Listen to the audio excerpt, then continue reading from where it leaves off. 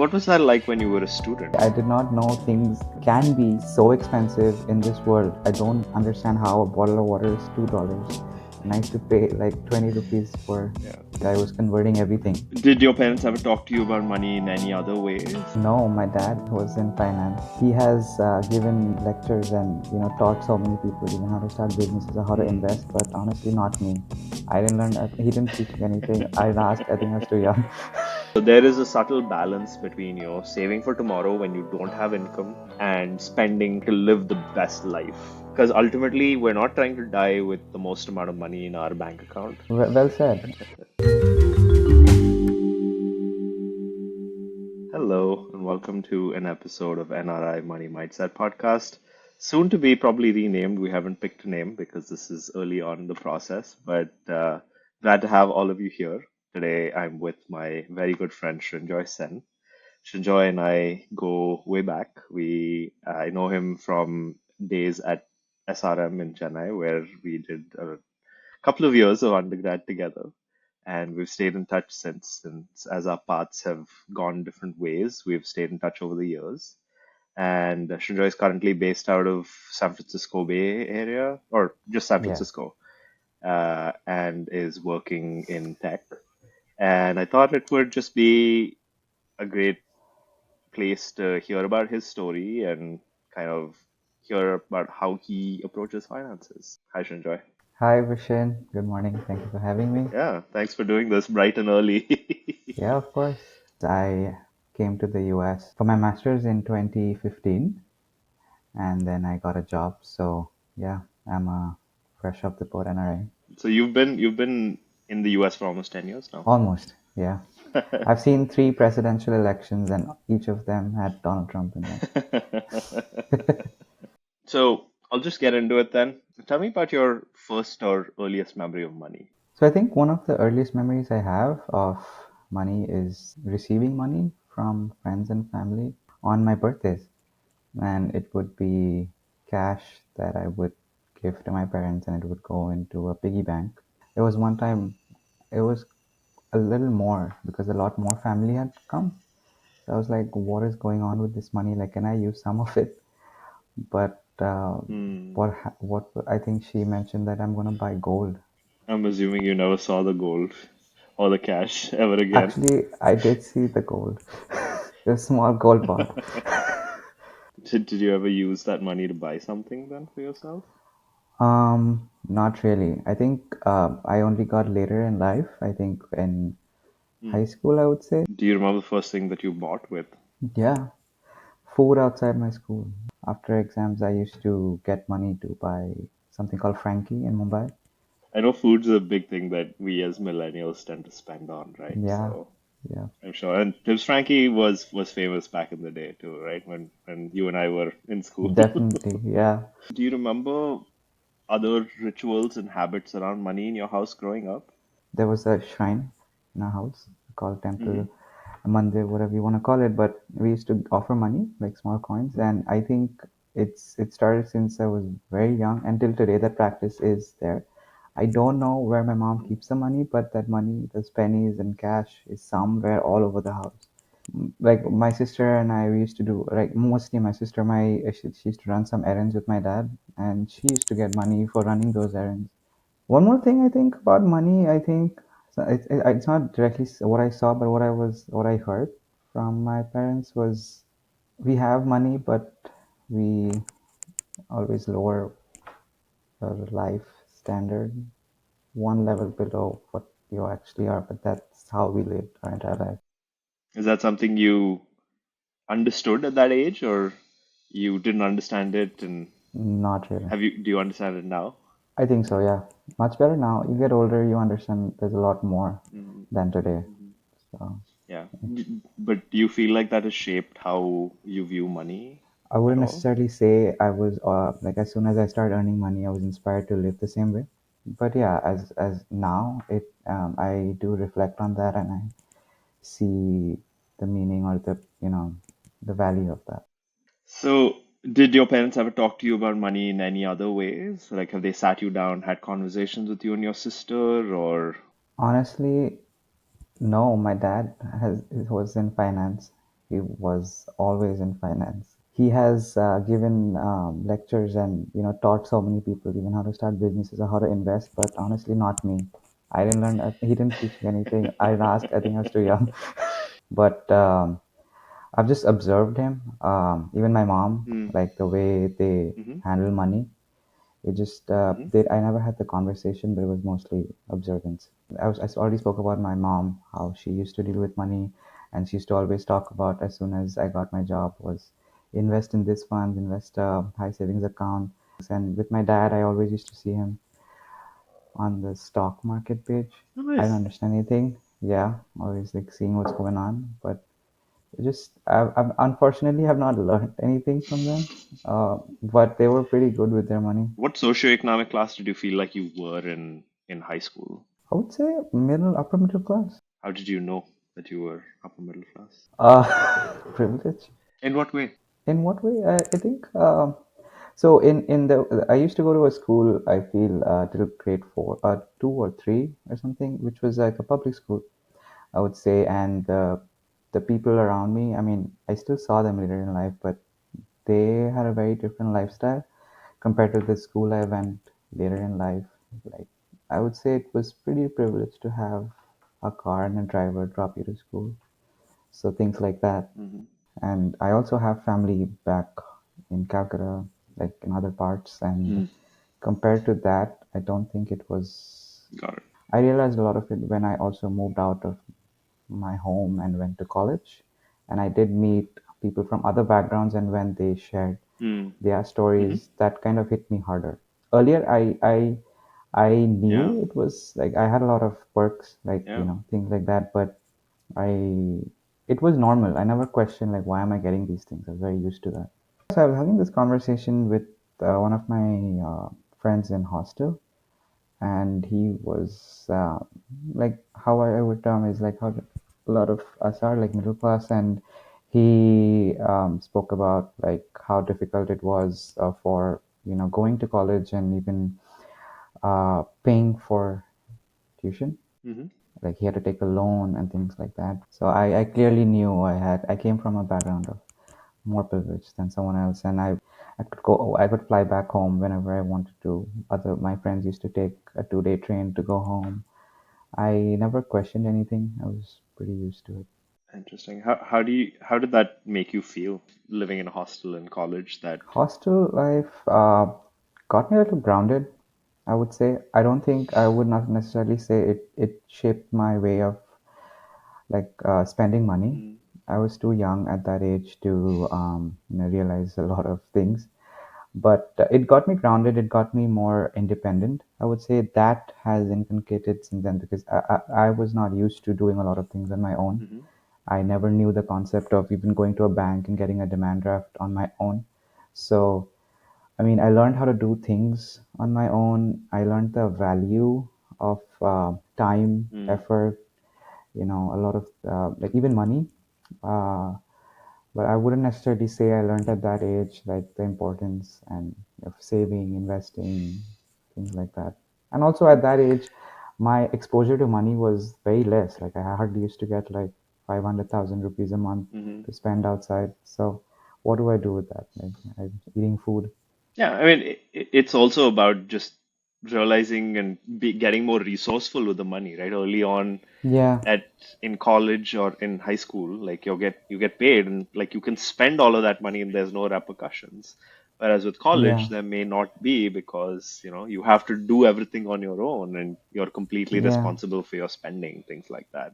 No, that definitely was like I did have a Google spreadsheet also at that time to manage because I always wanted to ensure that I had enough money to buy food because I honestly could not eat the food at the hostel mess. Mm, So I would try to save money in whatever ways I could so that I could do this. Like, save on the Xerox, like photocopies of things and like if anything like walk from like I moved out of my house and a little further. I would walk up and down like quite far, so I didn't want to spend the money on the auto. I wanted to save money for other things. At least I knew where my priorities lie with the little amount of money that I have. do you feel like that's carried over into your habits today? Like, do you still find you're a good saver? Like I started earning money only in the United States, and the United States, the lifestyle, and I was introduced this concept of credit card. Mm, It's very hard to keep track of money because you get enticed with like cashback. You have this offer. It's uncontrolled expenditure till your limit, like 0% APR, things like that.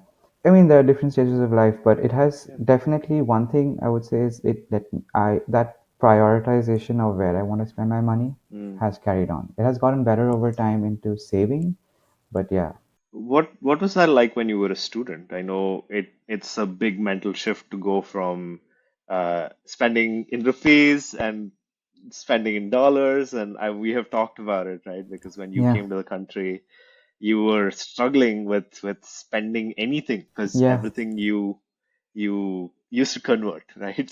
I So was like, okay, I did not know things can be so expensive in this world. Like I don't understand how a bottle of water is $2 when I used to pay like 20 rupees for yeah. the first thing, as you said, I was converting everything. And it made sense because at that time I was also coming from India. I didn't have any. I only got a job like 1 year after, but in Mm. the beginning, I had a fixed amount of pocket money or like allowance that I had, and calculating that, spending that, it was difficult. It was I had to think more about money, I would say, than in college. Like I had lesser money in college and undergraduate in India, but I didn't have to think so much of how to spend it as much as I had to do with even a little more money in Americas. But it was more stressful, I would say. Even like getting a photocopy at the library or, grabbing like quick food because you're hungry because or even going to the grocery store like let's say I'm thirsty and there's a vending machine in front of me in class. I would still not want to get that and go to the water fountain somewhere else and be late to class because it's a different shift like in like I wasn't used to it. Yeah. You obviously have support from back home, Mm-hmm. which a lot of people that come to the US may not have. Yeah. But did they put you on a budget? Like, how did that work? Yeah, there was a budget, and I did get enough to live comfortably. Mm. I don't think I meant it in a way that there was a lack of funds. It's just from me within. I did not want to spend on a bottle of water that was $2. Moving here kind of made me more thoughtful of how I spend, honestly, because I think in India, I did not think so much because even the basic necessities are not as expensive. I think I did in many ways try to save as much as I could, or not save. I would say avoid spending on unnecessary things as I could. But again, like this place, like the atmosphere is about spending. I feel sometimes like everything in whole lifestyle is very like money has to go out of your pocket the way it is right now. Like if you go to a bar or a restaurant, like I mean, I think I have traveled across states for lesser money than I have spent at a bar. But I think that's what I'm saying. Like I think I just prioritized what I wanted to do. I'd be curious to hear Mm, from you if you sat down with your parents and had a talk about going to the US and what that was like, yes. and whether you had a conversation about how the finances on it will work. Yes, actually. So I did have a conversation about the rent as such because that was one thing I was honestly exposed to before going. So things like the basic necessities, I didn't really think about so much. But the rent, what I had to pay monthly was pretty high, I would say. Like even like living in Mumbai in a big city, even compared to that, and I was going to a very small town. So I had that conversation about uh, like is it normal to be expensive. So yeah, I think the one conversation I had was about home prices and about 30-year mortgages in US, which I was like, okay, it's pretty expensive to buy homes or rent homes out there. Coming from India, being used to a certain prices, and then like not earning in grad school as a student, right? Like, I'm sure now if you look at those numbers, you'll probably be like, oh my God, this is so cheap compared to San Francisco. Dude, definitely. Like, yeah, I got a part-time job in grad school, and that was a good source of income, I would say. And that was enough to cover that high rent and my like smaller expenses. I wouldn't say I could maintain a lifestyle that I'm living today or even like 5 years ago, but Yeah.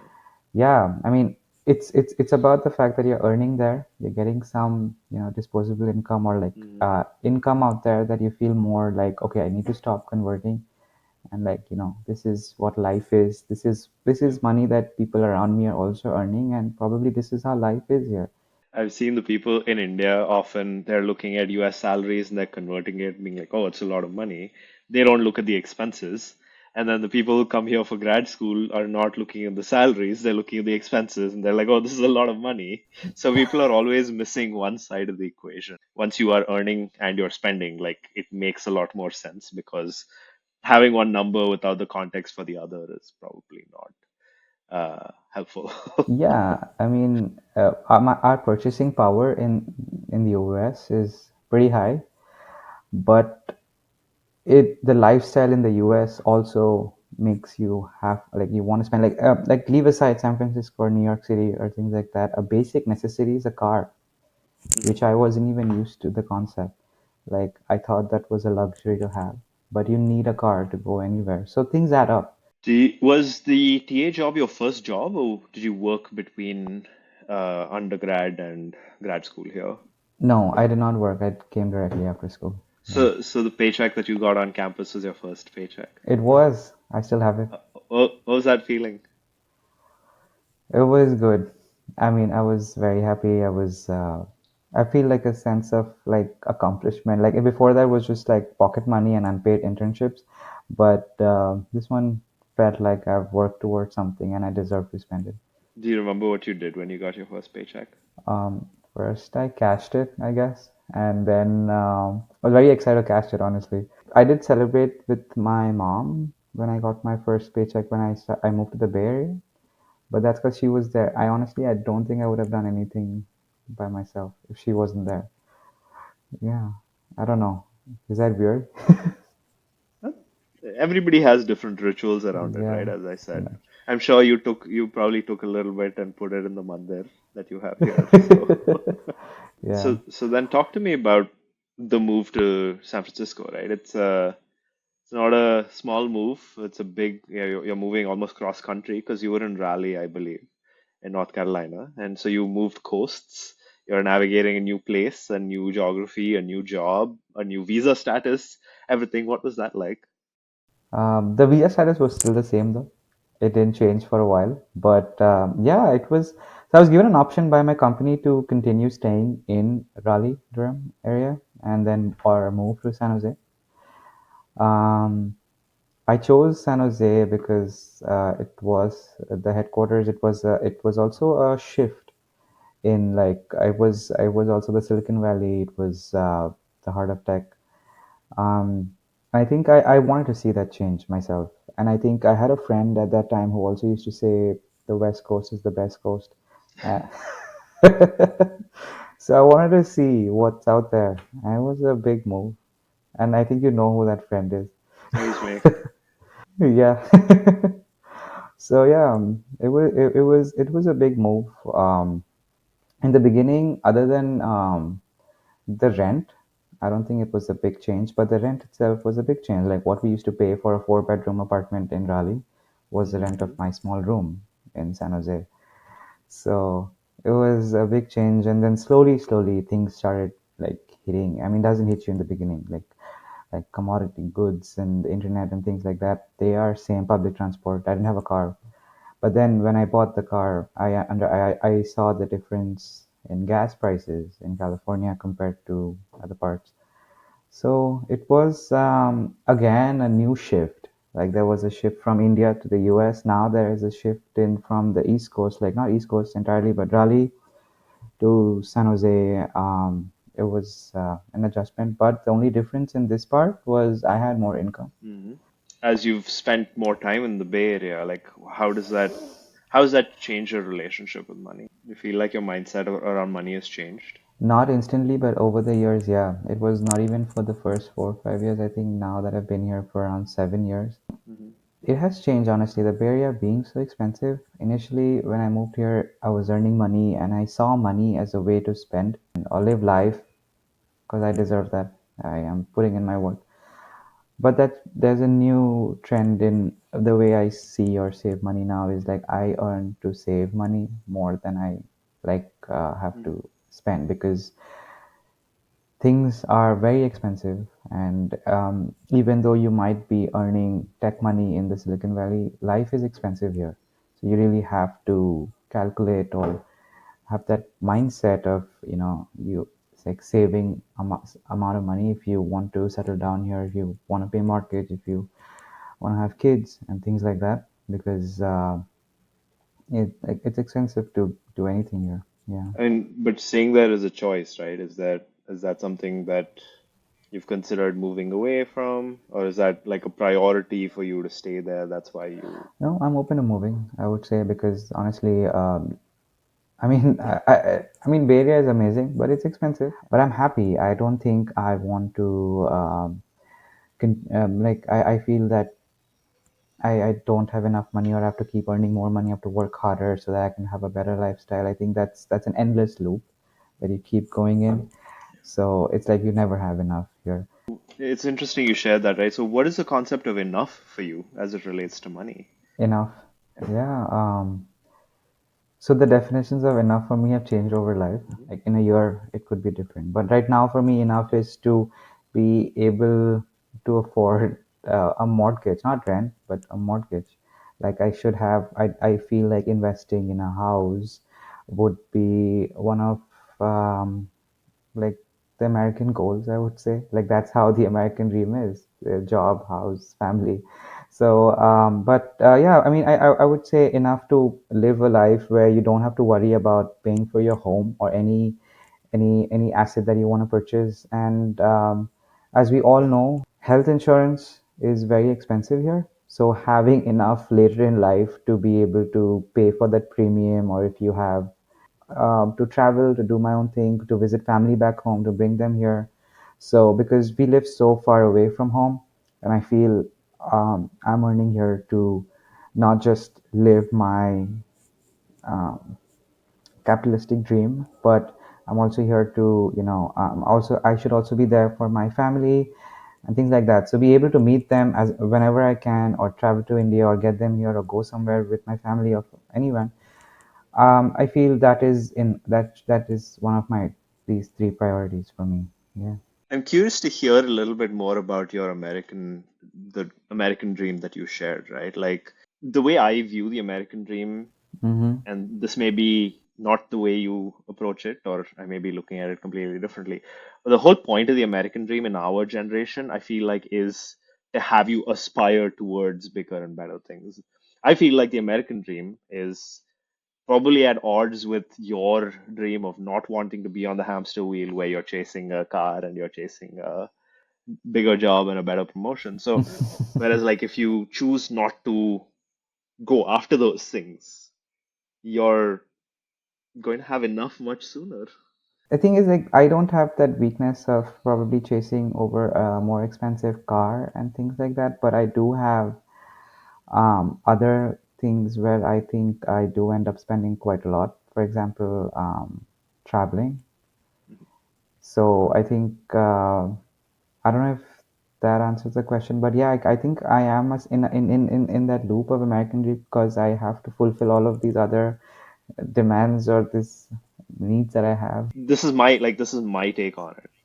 Obviously, people Hmm. feel differently about it, but it's good to, I feel like, take a step out once in a while and reflect on whether it is the same thing that you want, or rather you've told yourself you want something and you're just kind of going after it. Definitely. What do you think you have always been this way about realizing the facade of a lot of things about the dream and like realizing you want something else? I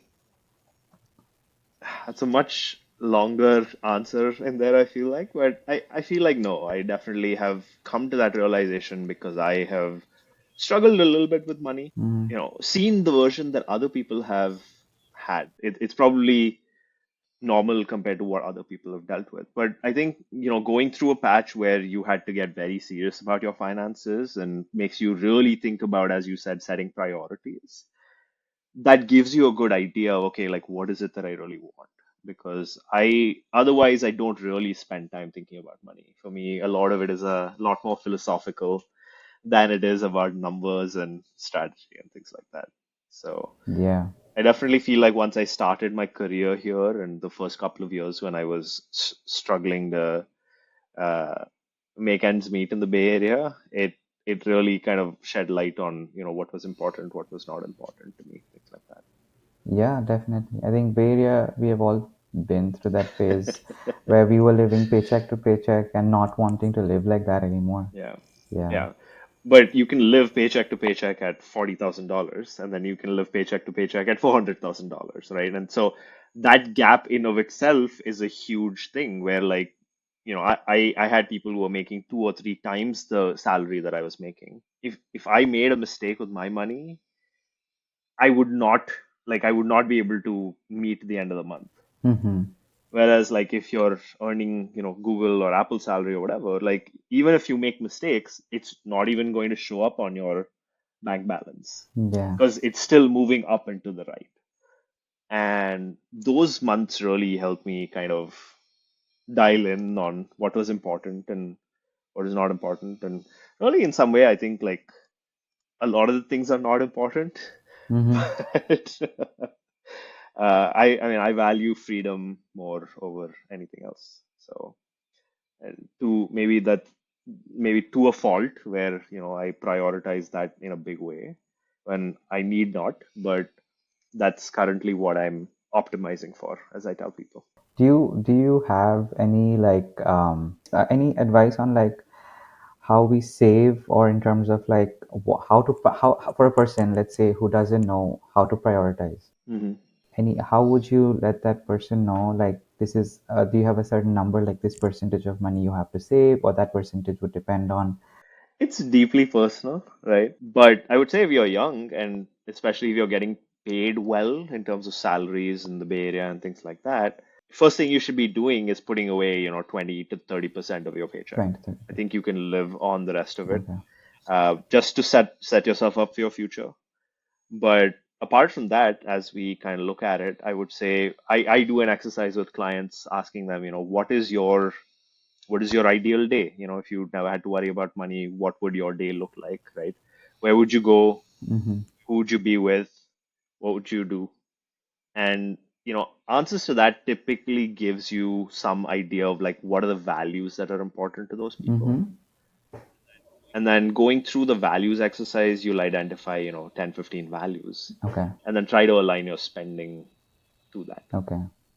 And so I know that people, like, for you, I know you enjoy travel and I know you enjoy eating food and I know you enjoy spending time with your mom and sister, right? So I would not kind of say we shouldn't spend money on that. But if driving in a fancy car is not important to you, then keep the same car for 10, 20 years. Mm-hmm. If having a living space is not, having a big or luxury living space is not important to you, don't kind of commit to spending $7,000 a year, a month on rent when you can find something for $4,000. I'm throwing out arbitrary numbers, Mm-hmm. but it's more for illustrative purposes. I've gone through the exercise with some people, and then they have found that, yeah, like spending time with family is most important to me, and so maybe that is best achieved by moving back to India. So we've gone through that exercise with people, and obviously different values come out. So I think going through that exercise will kind of help you get a lot of clarity on what is important, and then based on that, I would say allocate your spending dollars there. Mm-hmm. Okay. And because ultimately, we're not trying to die with the most amount of money in our bank account or investment account. Trying to we're trying to live the best life that we can live. Oh, wow. And so there is a subtle balance between, saving for tomorrow when you don't have income and spending for making the journey more enjoyable. Hmm. Well said. I see. Oh, you.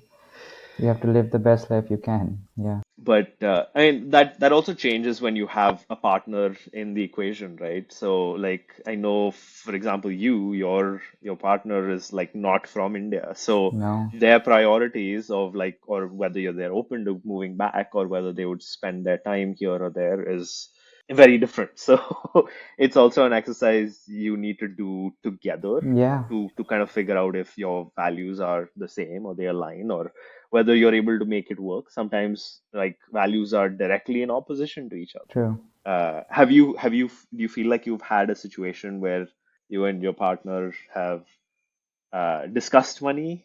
So yeah, the American at the core of values, I think the American way of how a person sees Hmm. about saving and spending money is very different from how an Indian person sees. We had talks and trying to understand each other. For example, I think in the US, spending quite a bit of amount of money, Hmm. let's say on the weekends, it's a part of like, okay, you live like that. That's how it. Friday night, Saturday night, you go out and things like that. But I think understanding each other's like how you have to live, like you have to start saving. We have these numbers, I think, given to a lot of us, like 40, 30, 30, some things like that. Like where you have to essentially save 30% towards retirement, 30% apart from that, and spend 40%. So all of those talks, I think that mindset it was not present with my partner at that time. So I think now we have spoken about it, and I think he's more Indian, or like more. He wants to save all the money that is there possible, more than me. And I'm like, take a chill, like chill out a little bit. We can spend on this sometimes. Yeah, but yeah, I think we had that talk, and I think we are now I think aligned in our views of saving money and how we want to live life. Do you mind sharing how you split expenses at home? Have you combined your finances? Are you keeping them separate? I would say, yeah. I mean, we don't have a joint account, but that's like I think some it's personal for everyone to do. But we do have a joint spreadsheet, and we split most of the things equally. Like it's I think also a very personal choice to make. Like I think, Yeah, yeah, yeah. like some couples I think are more comfortable with the ratio of income and things like that. But everyone does it a different way. Yeah, but Yeah. it's together. It's like all Hmm. together. Yeah. Yeah. Yeah, there's a lot of ways that people can do things together because I've also found there are couples where one spouse is not earning Correct. the same compared to the other, right? And Yeah. so then how do you, Correct. is 50-50 fair or like do you do it a different way or do you do it completely different? So I'm curious to hear. I'm always curious to learn from other couples and see how they're doing it. See, I mean, yeah, it depends on the couple, and as long as I feel in our case, I mean, as long as you understand that you are saving towards the same things, it doesn't matter right now, you pay less. It's the understanding. One other things that you had shared early on is, as you were talking about spending time with family and saying that's important as a value to you, how do you have you ever considered moving back? Do it all the time. Like, I mean, how do you evaluate the decision to move back versus stay? Dude, like, see, America is very difficult to leave. It, it kind of sucks you in. It gives you a life that you cannot possibly achieve in a lot of places. Like, I'm not saying if you move to India, you won't be able to, let's say, travel. You have a lot of places to travel around, even in Europe. America gives you there's a lot of benefits to working here. The work is good. The money is like comparatively more. So there's a lot of pros and cons, I would say. For me, at this stage in life, as much as I emotionally want to be in India, I don't think I'm ready yet, but I feel I wouldn't mind taking that step. Like my partner is American, it's not so easy to just like go back. Yeah, it's a tough decision. I think there's no right or wrong answer, but everybody's values keep changing couple of years, right? Because of where you are in life and what's going on. So I can definitely appreciate that. Thank you for sharing that answer. No, of course. Yeah. Based on, 10 years of living in the US and based on all your experiences, what what socioeconomic class do you think you're in the US now? Hmm. I mean, compare if you look at the statistics, you know which percentage of class like most techies are in, but like which income level, but I would say I still, I would say middle class. Yeah. I'm comfortable in a way that I'm able to afford rent, but not able, like if I get a mortgage, I would have to really cut down on a Mm-hmm. lot of things. There are a lot of people struggling more compared to what my struggles are. Mm-hmm. Yeah, but I'm not comfortable in classifying how my life was or how my parents lived in India. In some sense, like, do you feel like you're actually Yeah. quote unquote downgraded from Yeah. upper middle class? Yeah. I have. Yeah. You think about from time to time, like, what am I doing here? What do you feel like it would take to move to the next rung? You, I think I need you.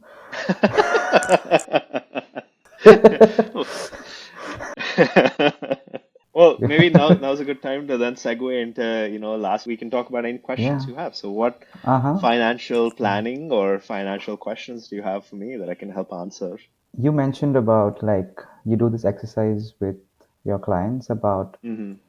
prioritizing how you have to Hmm. spend, and according to that, do you set budgets for how they spend? Or like, I wanted to understand like why do you do that exercise? And I think depending on who you work with, the approaches are very different, right? And it also depends on what works best for you. I know typically the people I work with, Indian immigrants like yourself, earning well. So, like, the amount of income is very high, which means that you don't have a problem saving. You have enough to save mm, and then spend whatever's left over. So, with people like you, I typically love to do something called a reverse budget, mm-hmm, which is, figure out how much we need to put in 401k, put in all these savings accounts, and then put away into an investment account each month. Let's just say, 20-25% of your salary. And then the rest of it, you can spend any which way you want.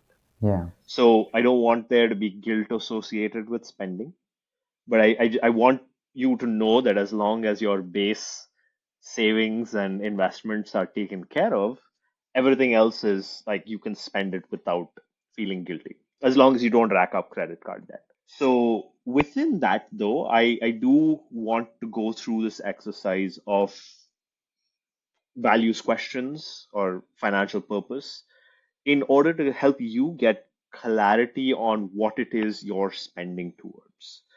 And we do that because you can spend on anything you want, but you cannot spend on everything you want. mm, definitely. Strategically allocating dollars and saying, I want to take a vacation and it needs to be business class flights and 5 7 star hotel and it's going to be everything top of the line will not leave you enough money to do that trip 3 times a year, or it will not leave money to go out to fancy expensive restaurants and bars in a year. So doing the values exercise is really a way of saying, okay, like, travel is important to me, but that travel to go see family once, like, 3 times a year is important to me. It's not the one trip that I will take on a baller budget. It is the 3 trips to India that I can afford in economy that give me more Mm-hmm, joy. And gaining that clarity, like looking through mm-hmm. that lens, I feel like helps people understand where they should be spending their dollars. Very nice. That I think is very helpful because saving Hmm. money can honestly be very stressful. Because if you don't have that clarity that you mentioned, they are saving but they are not happy, and you don't want to come to that, right? It becomes like a Hmm. very stressful life. Do you see instances where it like it can get too stressful for a person? And how, if I am too stressed, for example, I have my priorities set, I am saving enough but I still don't have enough.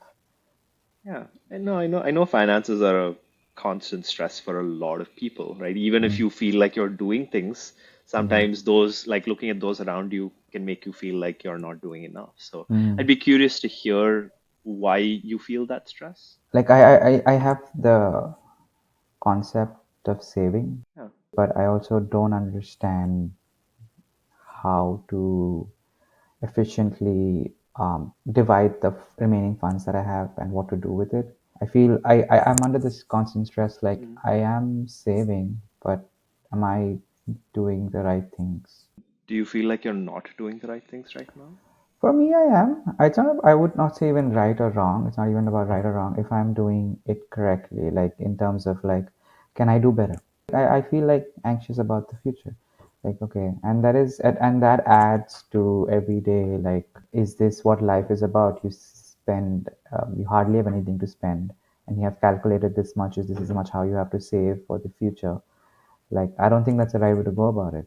And the dialogue you said, like, you don't want to die rich. You want to live the best life with all the resources you could, right? Well, have you considered working with a financial planner before? Not yet, Why not?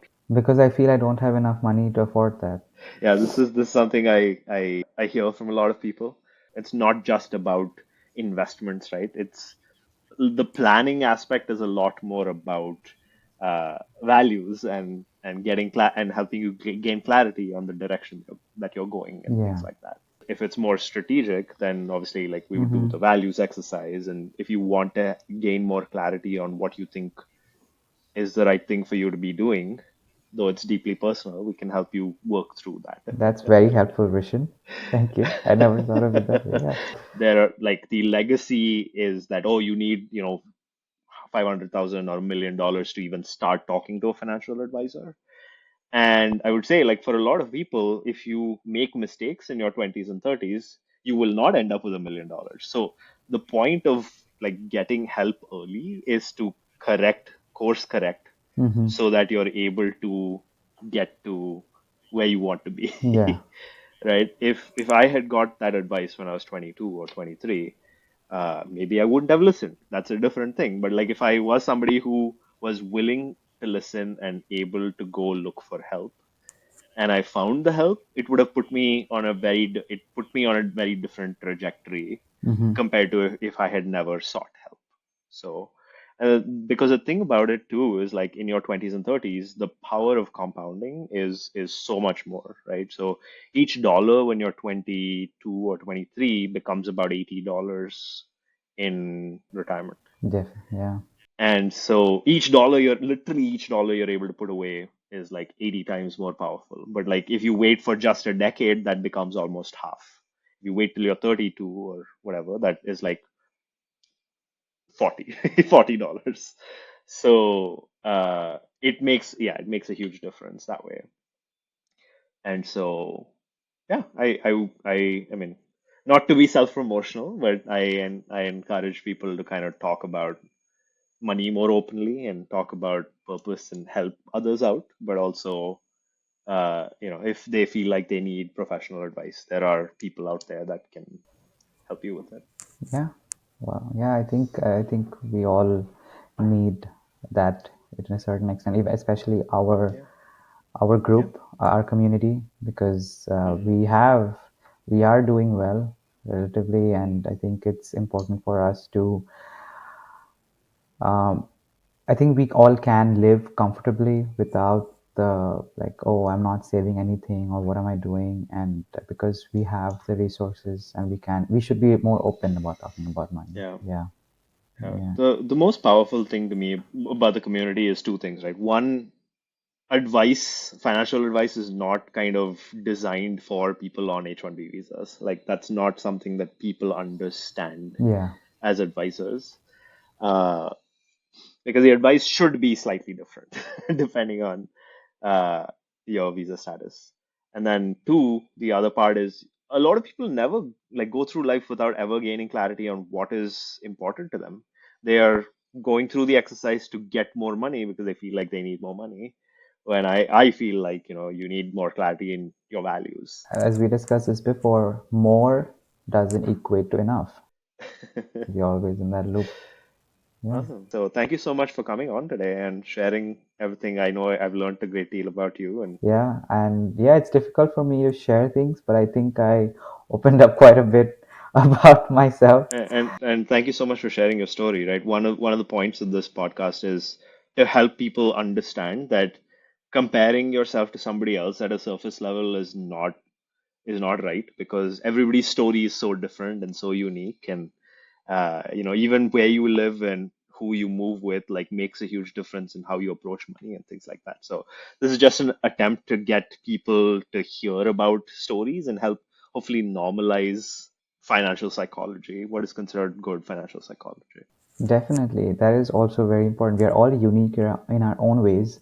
We have different needs, different wants. We have different purpose, and I think it's very important to handle that individually, personally, than just keeping up with the Jonases and doing what everyone else is doing. Yeah, Yeah, so thanks again, Srinjoy. yeah, of course. Thank you, Vrishin, for Thanks. having me. Nice chatting. Bye bye.